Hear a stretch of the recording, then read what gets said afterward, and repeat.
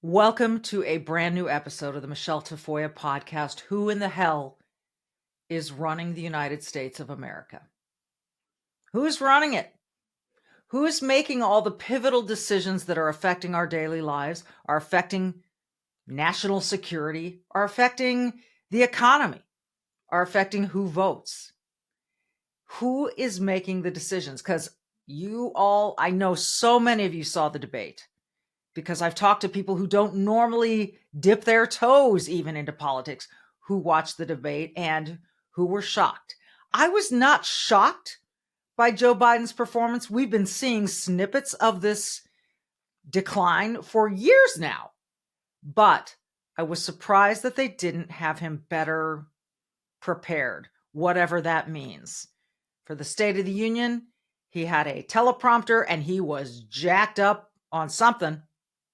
Maybe just his own adrenaline. I'm not suggesting anything, but he yelled at us. In this debate, he looked like a shell of that man. But I wasn't shocked, just surprised that they didn't have him ready to go. But more than anything, it led me to this question. And I've been asking this question for months and months. Who the hell is running the country?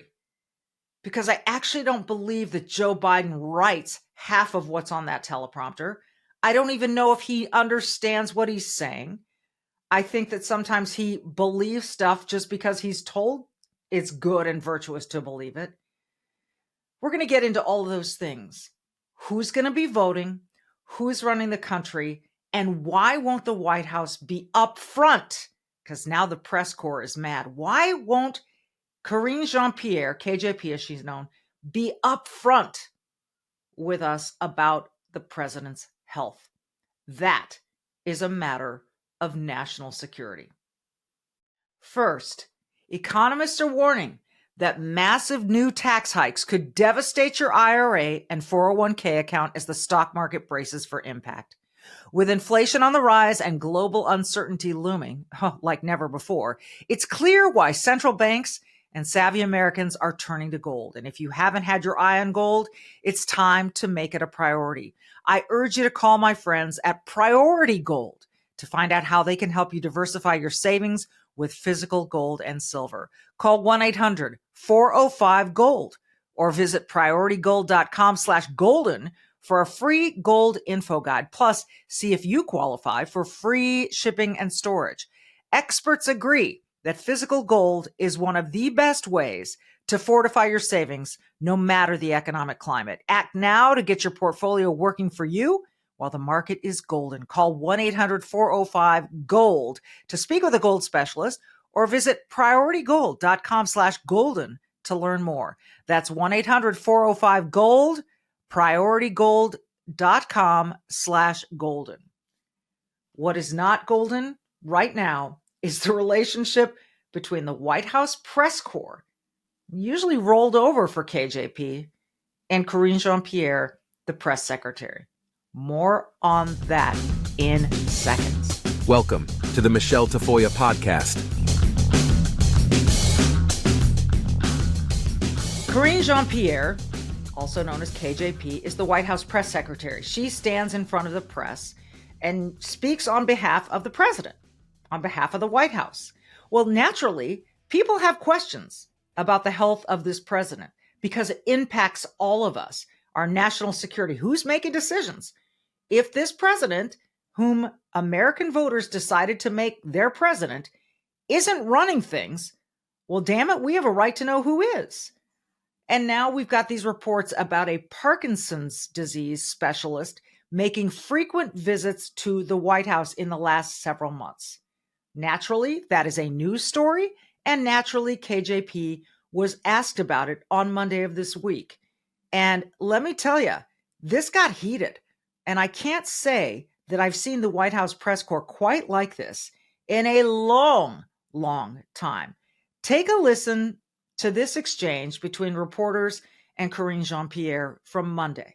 Guys, I'm trying to answer the question so you can connect the dot that there are multiple neurologists that come, not neurologists, specialists that come through here because there are more than 1,000 medical military personnel here. Military personnel here. But you certainly could clear this all up just by saying what he was doing here and if it was connected to the president, yes or no. I am not going to confirm a particular neurologist, anybody. It doesn't matter if they're a dermatologist or a neurologist. I'm just not going to do that. So there you have it. For privacy reasons, from the most transparent administration in the history of the world. Not so transparent here. There is, on the visitor logs to the White House, where she claims there are thousands of military people who work and you know, they got to serve all of them. No, I think most military members go to Walter Reed when they need checkups.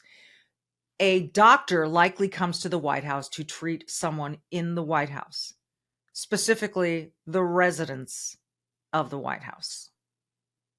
So you've got this Parkinson's disease specialist coming in and she refuses to address it. That just opens a can of worms. She won't confirm, she won't deny. And actually, I don't think she ever used the word deny. She just said, I will not confirm. She was either caught by surprise, she didn't know any of this, whatever the case may be. This incredibly transparent White House is not being transparent about the health of the president. And they haven't been. And they've told you to stop believing your lying eyes. They've told you that when the president froze up in the White House Rose Garden during a Juneteenth celebration, that was a cheap fake. They've told us that all the videos of the president looking lost at Normandy, for instance, those were cheap fakes. Deep fakes or cheap fakes. Cheap fakes, by the way, is a new term to me. I've heard of deep fakes, but I think they've made up cheap fakes to sort of cover themselves legally or whatever. They've been telling you for years, don't believe what you see, just believe what we tell you. So then that means you should also believe what they don't tell you. And they're not telling us quite a bit right now. So who is running the country? I think it's beyond a fair question. I don't think the man we saw for 90 minutes in a debate who struggled mightily, I don't think he's running the country. And that to me is terrifying. And I will say that within the week following that debate and following that show, that demonstration that we don't have a solid, strong leader in the White House, that's when Russia fired a barrage of missiles on Ukraine within the last week. Potentially the most deadly attack in months. So if you don't think those things are related, that's up to you. I happen to believe they're related. We don't look strong right now on the world stage. And that is terrifying. It truly is. So that's where we stand right now, as of today, Tuesday, July 9th, with this president.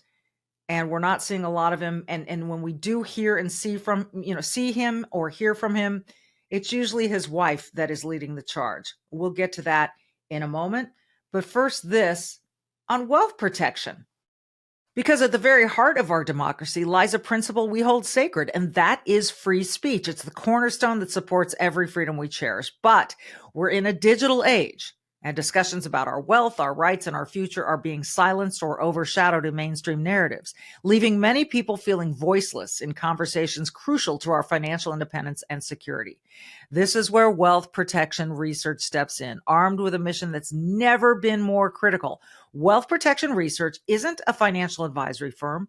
They're actually defenders of free speech. They are committed to giving a voice to the silenced. Wealth protection research tirelessly seeks out financial experts. And these are the voices that challenge the prevailing narratives, especially as we navigate the uncertainties of this 2024 election. Wealth Protection Research has created a 2024 Election Wealth Protection Report. This free report highlights the 3 best ideas for protecting and growing your money heading into the 2024 election. It contains ideas the mainstream media will not touch, and you can get it completely free by texting IDEAS, IDEAS, to 76626. There you'll get your free copy. If you believe in the sanctity of free speech and the importance of financial freedom, act right now. Text IDEAS to 76626 to get your free copy of this 2024 election protection report.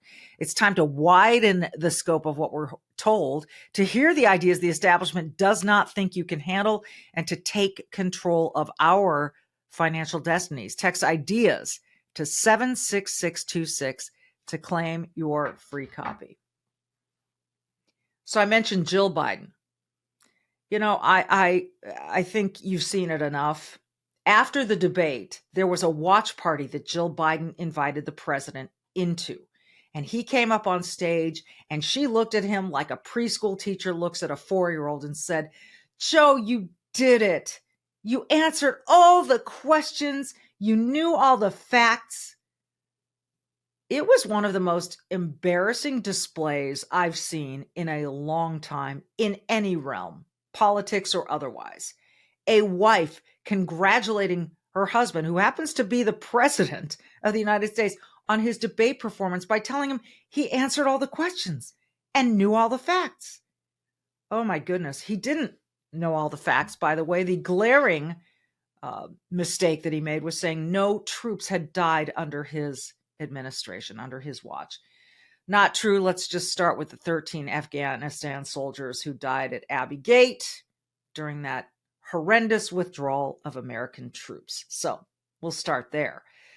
But back to Jill Biden. You know, people ask who's running the country, and some people are saying it's Jill. I don't think she's smart enough to run the country, but I think she's running her husband.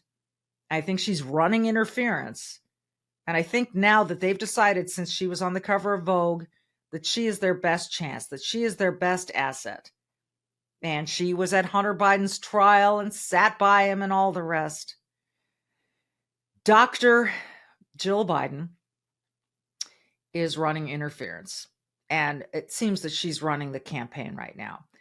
Let's take a listen to this recent, I think this was North Carolina, this appearance. She's been all over the country and her husband has not. But here's Jill Biden riling up a crowd. Let's listen.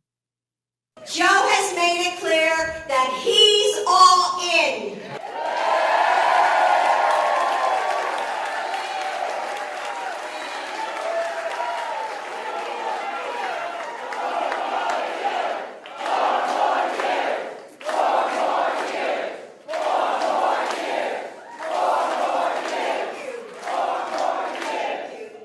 That's the decision that he's made. And just as he has always supported my career, I am all in too.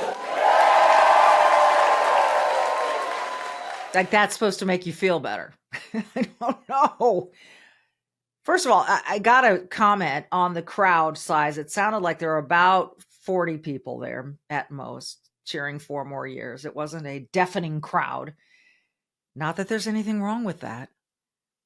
I just don't think, I think this is so much theater and it's all pathetic and it all just makes us look so weak. And that's not what America is. America is strong, not in its bullying. America is strong in its defense of democracy. And the left and the Democrats keep telling you that democracy is at stake as they try to imprison Donald Trump and keep him off the ballot. They tell you that democracy is at stake. What I would say is at stake is the whole of American strength. And for those of you who are still supporting Joe Biden, you have that choice. You have that right. You have that absolute right. But who the hell will be running the country? Because it will not be him. He is not capable. He does not have the mental faculties or capacities to run the country. Nor does his wife, and certainly Hunter doesn't either. So, in 2020, they managed to keep the Hunter Biden laptop at bay. They buried the story. They had 51, national security, foreign policy bigwigs sign a letter saying this was had all the earmarks of Russian disinformation. I don't hear them talking about Russia very much right now. There's just really not much they can say, except they try to tell you that Trump is Hitler. And I'll ask you to look at 2016 to 2020 and tell me what kind of Hitler-esque moments you saw during the Trump administration. Go ahead. Come up with them. That's all they have. They're so terrified of the orange man. That's all that they have. So, you can think whatever you want, and I've never been a Trump apologist. I know he's sometimes unsavory, but here's a comparison I have found kind of useful lately. Look at Hunter Biden and his siblings. Look at Joe Biden's children and what they've done in the world. Now look at the Trump family and what they've done in the world and his children. By the way, his daughter is Jewish. He's got Jewish grandchildren. You really think he's Hitler? Really? I think we use that term way too freely. And quite frankly, it's pretty disgusting. Let me quickly tell you about my friends at besthotgrill.com, who also make the best gas logs for your fireplace. Listen up. Now, this is the time to prepare for the colder fall and winter seasons. With rising energy costs, you'll want to warm one room, not your entire home, with a blazing Rasmussen gas log fire. With the convenience and controllability of a natural gas or propane gas log set, you can reduce the time you use your furnace.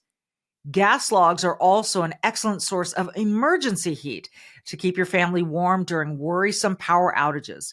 Rasmussen gas logs also make your fireplace look really good when it's not in use. If your room has a modern or contemporary design, check out Rasmussen's popular fireballs and firestones.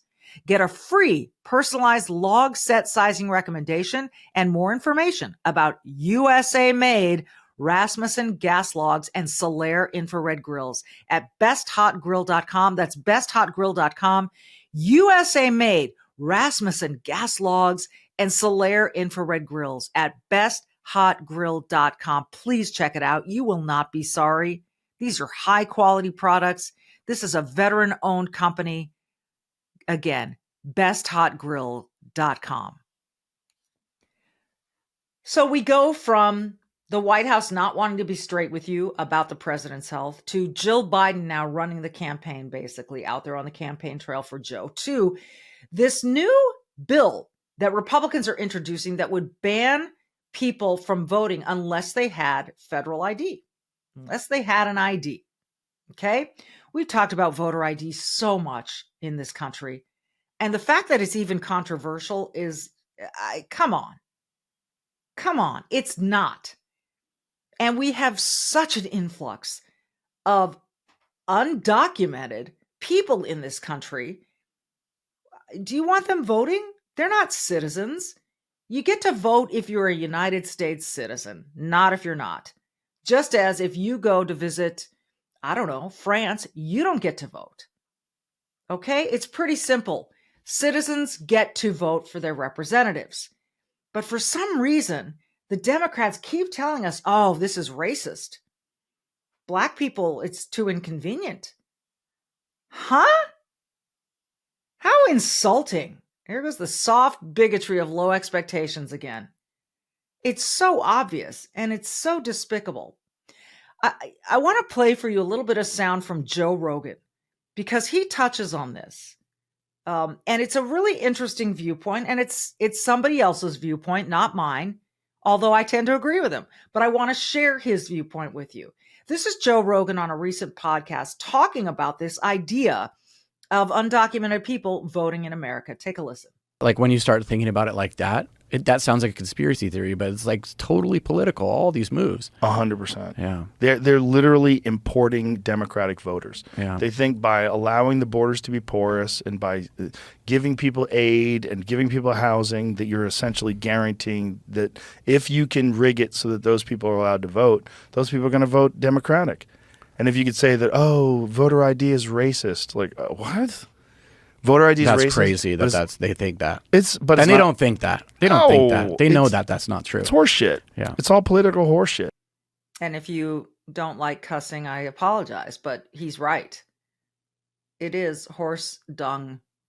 I'll clean it up there.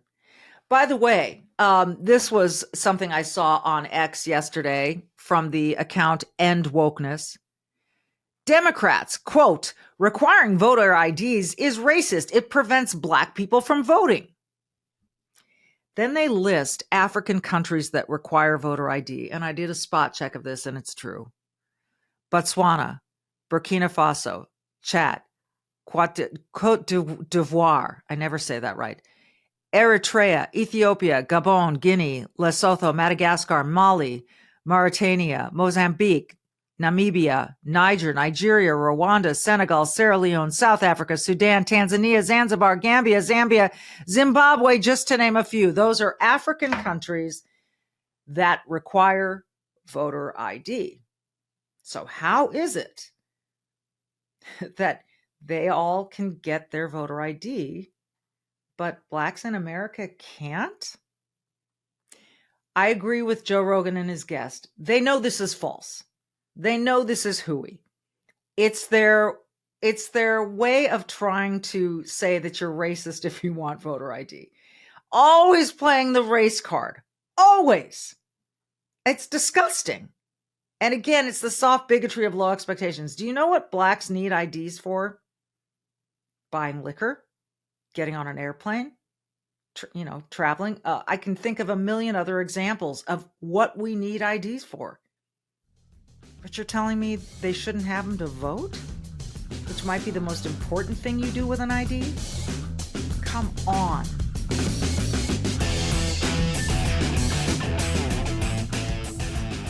Economists warn that massive tax hikes could devastate your IRA and 401k account as the stock market braces for impact. With inflation on the rise and global uncertainty looming, it's clear why the central banks and savvy Americans are turning to gold. In times like this, Proverbs 21:20 reminds us to preserve what we've built. Right now, that wisdom points us towards gold. If you haven't had your eye on gold, time to make it a priority. Again, Michele Tafoya here urging you to call my friends at Priority Gold to find out how they can help you diversify your savings with physical gold and silver. Call 1-800-405-GOLD or visit prioritygold.com/golden for a free gold info guide. Plus, see if you qualify for free shipping and storage. Act now to get your portfolio working for you while the market is golden. Call 1-800-405-GOLD to speak with a gold specialist or visit prioritygold.com/golden to learn more. That's 1-800-405-GOLD.